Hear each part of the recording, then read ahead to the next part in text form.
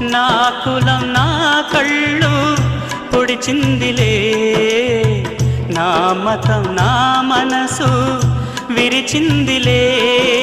కులమొక కల్పనయే, మతమొక మతి భ్రమయే, కులవెలి మత బలి మోసం మోసమేలే.